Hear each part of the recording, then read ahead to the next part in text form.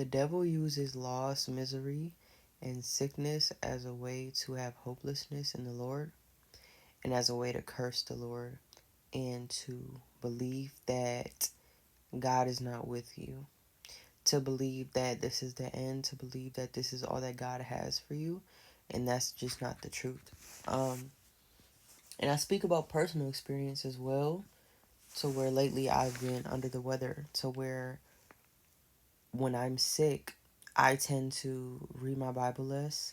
I tend to pray less. I tend to turn to the Lord less. I don't want to deal with anything, right? When you're sick, you are in pain.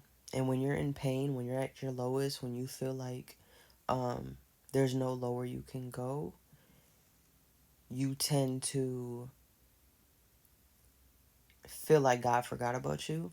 You tend to feel like you deserve it in some way. You tend to feel like this is it. And I say that um, from personal experience, but to also remember the story of Job, to where the devil took everything from him, right?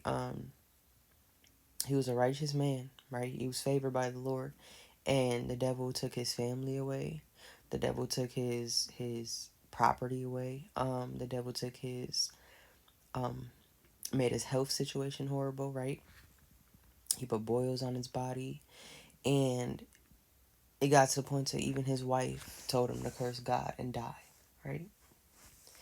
And although he went through all of that, he still didn't curse the Lord. And I just look at that as a representation of, even at your lowest, the Lord is still with you. And even at your lowest, there is a purpose behind it, because behind that story, God was the one allowing it, right? And in your story is no different. God is the one allowing it. He's allowing you to go through it.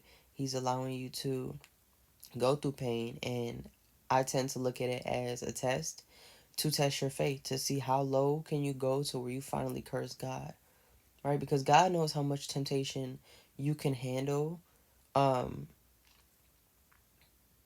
to where you don't curse him, right? He knows how much you can handle to where it's not too much on you. It's not detrimental to your life. He knows how much you can handle. So God will allow it. And I just encourage somebody that if you are at your lowest, there's a purpose for it. And a lot of times when you're at your lowest, elevation is near.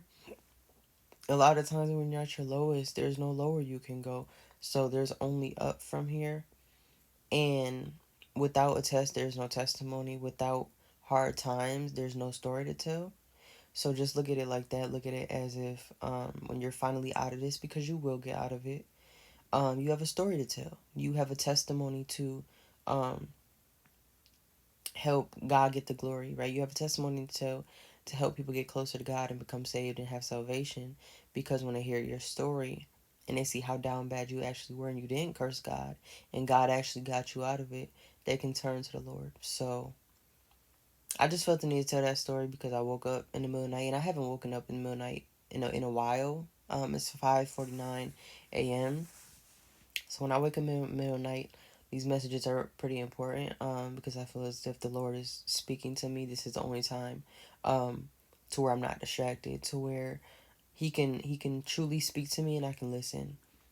So I don't know who needed that. I hope that helped your situation. I hope you pray on that, and I hope you have a good day.